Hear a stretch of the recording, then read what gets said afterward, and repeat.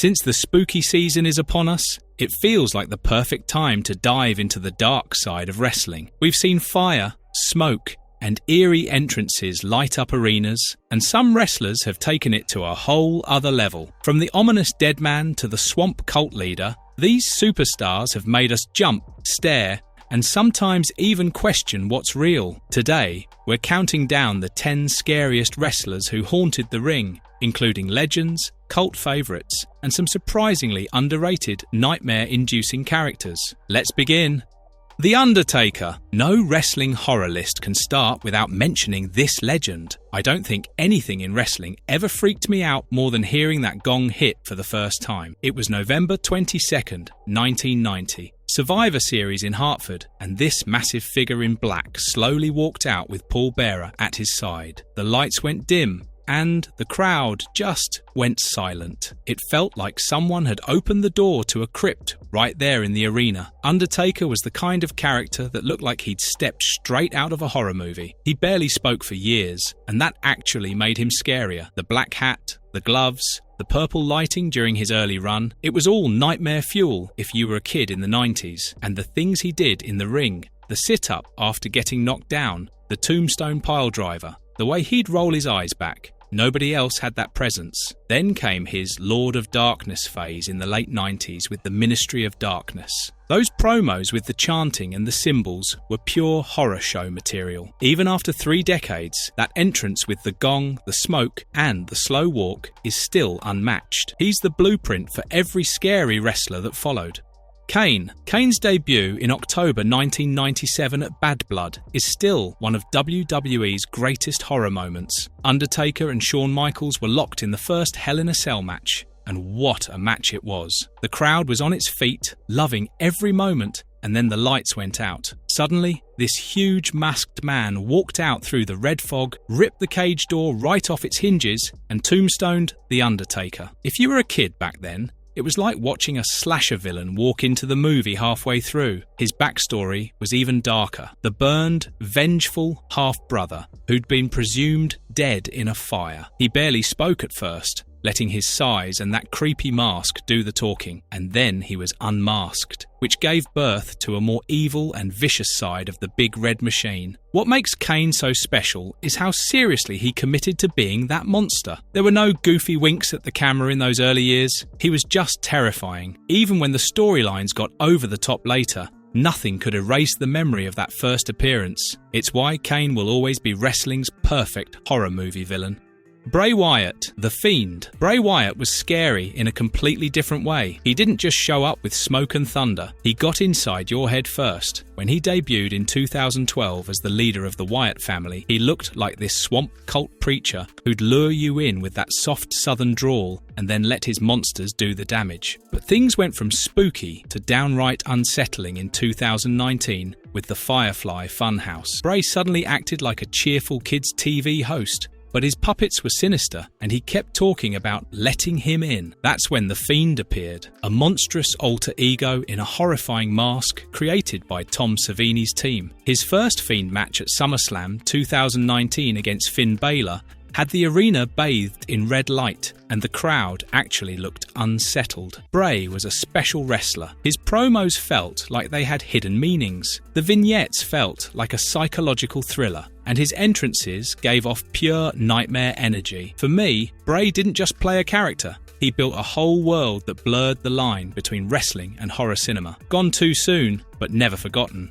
The Boogeyman. If you ever watched WWE in the mid-2000s, you'll remember the first time Boogeyman crawled out with that shattered clock in his hand. He made his televised debut in 2005 on SmackDown, and he wasn't just weird, he was disturbing. He would smash that alarm clock on his own head, laugh like a maniac, and then pull out a handful of live worms from his mouth. As a kid, that was the stuff of nightmares. Man, he was so unpredictable. Sometimes he'd just appear from under the ring. Other times, he'd crawl toward his opponent like some creature from a horror flick. He didn't need complicated promos or heavy storylines. He just needed to show up and gross everyone out. Even years later, his surprise appearances during Royal Rumbles still get people jumping. The character might not have had a long run or championship reigns, but when you think of horror-themed wrestlers, he's right up there because nobody else literally ate worms on live TV.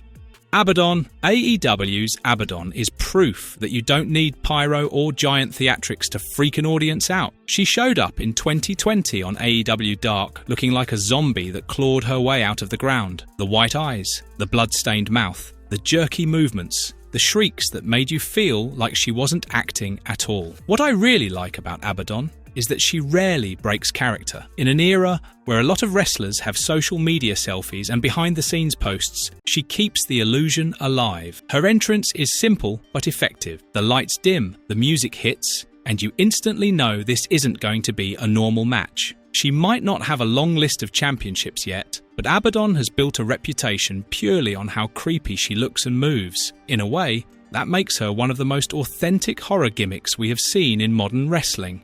Vampiro. If you were a WCW fan in the late 90s, you'll remember Vampiro and his pale face paint and that dark, brooding aura he carried to the ring. He had a rivalry with Sting in 2000 that felt like something out of a gothic comic book. Before his WCW fame, he made a name for himself in Mexico's AAA promotion, where he already had that mysterious vibe. What really set him apart was how he could switch from calm and eerie to violent and unhinged in seconds. Years later in Lucha Underground, he leaned into the horror angle even more, portraying a sinister mentor to Pentagon Jr. and getting involved in dark rituals as part of the storyline. Vampiro always felt like he belonged to the shadows of wrestling, a guy who seemed one step away from becoming a villain in a horror movie.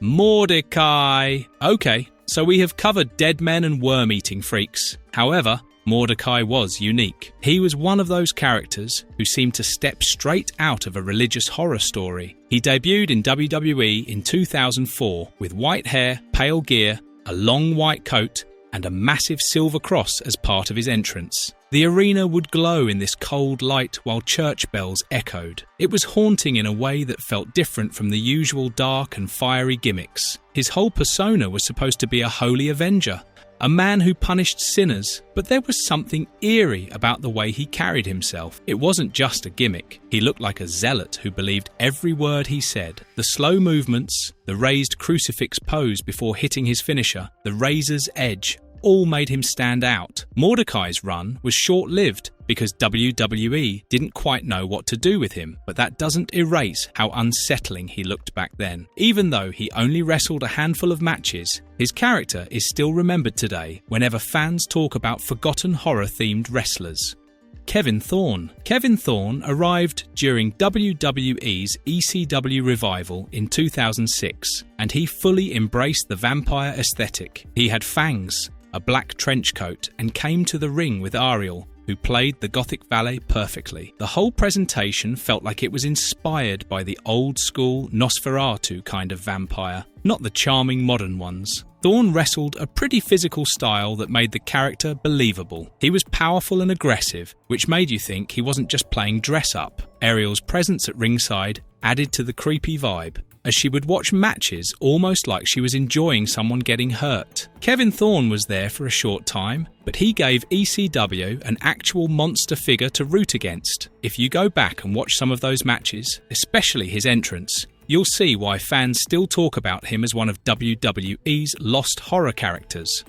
Judas Macius. Judas Macius is one of the most underrated horror-themed wrestlers from the mid-2000s. He appeared in TNA around 2007 under the guidance of Father James Mitchell, which already gave the whole act a cult-like vibe. Macius would walk to the ring with his face smeared in blood and a slow, menacing demeanour that made him feel dangerous. Before TNA, he wrestled in AAA in Mexico as El Mesias, and had a reputation for being a violent brawler. What made his TNA run memorable was how convincing he was as this almost biblical villain, someone who looked like he had crawled out of a pit. His matches with Abyss were some of the bloodiest and most brutal that the company ever produced. Fans who saw that era still talk about this guy and how his entrance and his look were nightmare fuel, and how he deserved more time to develop that character.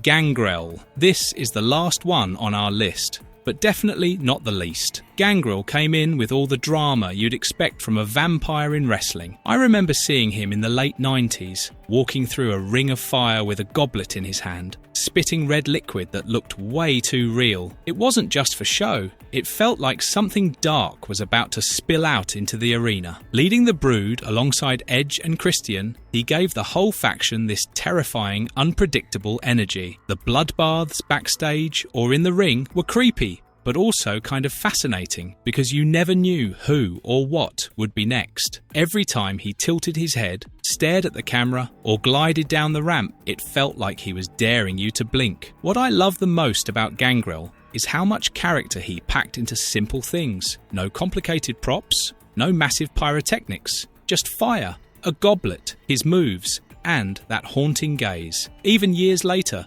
when you see highlights of him jumping off the ropes or delivering a DDT, there's this lingering sense of menace. He made the supernatural feel real, and you could almost believe that vampires really could exist in a wrestling ring. That's why Gangrel isn't just a scary wrestler, he's unforgettable. Marvelous verdict. There you have it. 10 wrestlers who weren't just wrestlers, they were walking nightmares in the ring. Each of these wrestlers brought characters to life that stuck with us, creeped us out, and left a lasting mark on the industry. Some of them are legends everyone knows, while others are hidden gems you might have forgotten about. Horror, suspense, and unpredictability became part of their movesets, and that's what made them unforgettable. Now I want to know from you, which of these wrestlers scared you the most? And who else would you add to this list if we did a part 2? Drop your thoughts in the comments below.